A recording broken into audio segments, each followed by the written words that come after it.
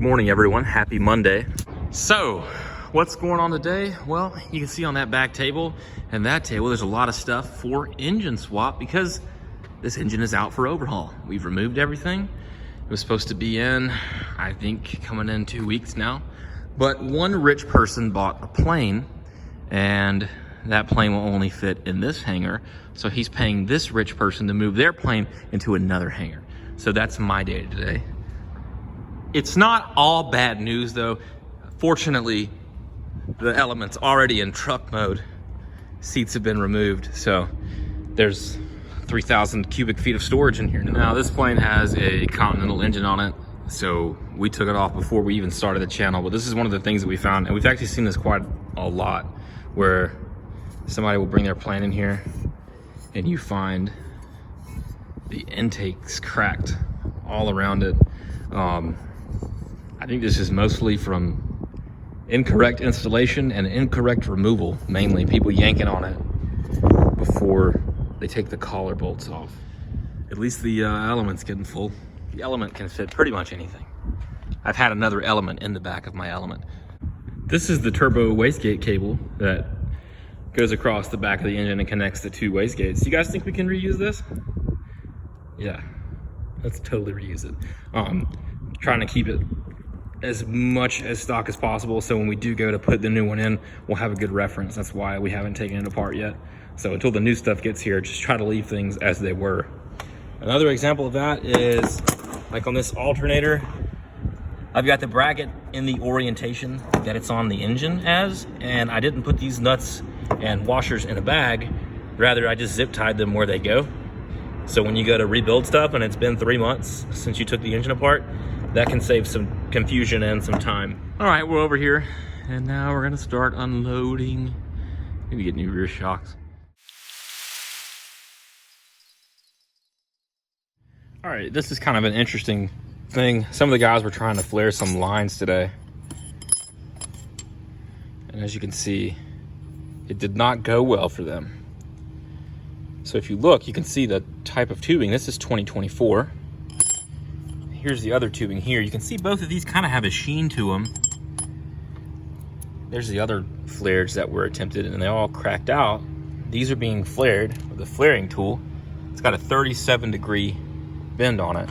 Now, usually when you do brake lines, because this is a low pressure system on a Grumman, so it's a brake line, the line has no sheen.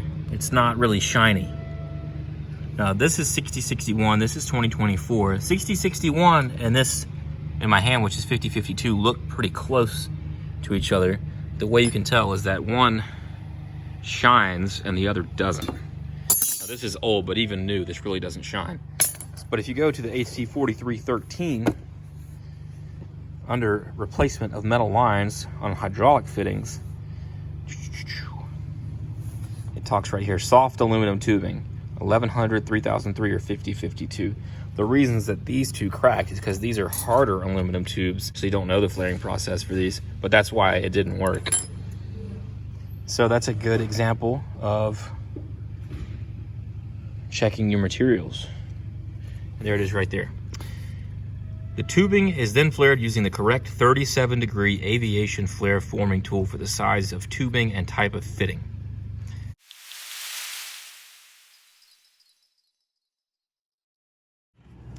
All right, you guys asked for more annuals. We got an annual coming in on a Baron. All I know about the Baron is that it has an engine STC, both engines. We'll figure that out when it gets in here, but I did want to show you guys, this is our hot cart. This is what we set up for stuff coming in. So I've got my container ready to take oil. I've got my spark plug sockets.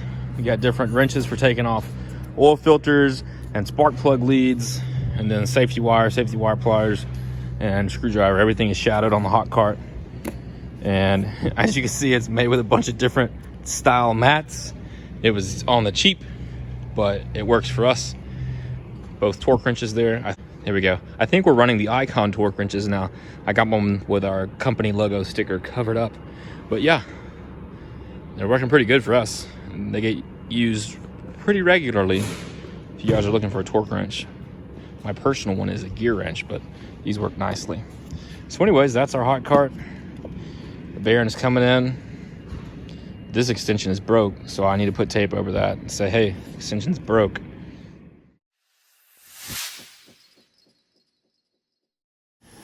On today's episode of How Messed Up is Messed Up, that's messed up, and that's messed up, and that's messed up. Thank you.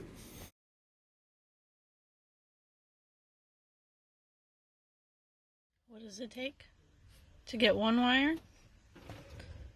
This. I removed the rack. Just the top rack, obviously. I loosened the back connector plate. It's really dark in here because there's new jet shades. Took out the connector. The connector is now over here. I took off the back plate.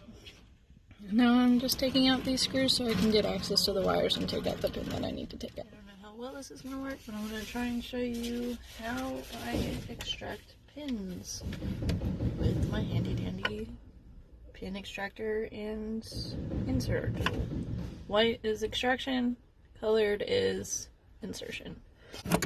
This is a configure module. It's what keeps all your data for your unit. So I need to find pin 38, and I love whoever first put in this connector because they pretty much painted which ones were 10s, and then one is also painted, but it's red, so it's more identifiable. So I need 38, so 10, 20, 30, 38 right there. So now I gotta go to the back, and I already know that it's this red wire.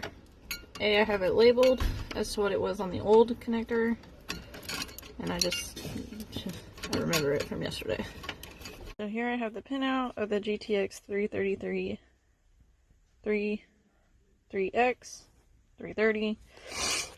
It only has one connector, and this is a power line that was previously supplied to it, which we are assuming is the one that is causing it not to come on. Like it's just not reading it right. And I already mapped it out to go to pin 38 on the new connector, which that page would be a power control. That's the only one that made sense for it to go to. Seems as it was a Avionics Master on Selects wire. So that's what I'm going to take out. I'm going to put it all back together and hook it back up, turn it back on, and see if it works. So I got my wire. I did get the pin out. It's no longer there. I don't know if you can see it, but it should have been right there. I have it out. Where to go? It's right here. And I'm going to cap it. I'm going to use heat shrink so it doesn't take up as much space as a wire cap, especially in the back of the connector. So I'm going to use heat shrink and then put it all back together, and that's what we're doing today. So I currently have the transponder just sitting in here. The rack's not installed because I wanted to test run it to make sure it was doing what it's supposed to be doing. So master on, Avionics switch on, and they both remotely turn on. Yay!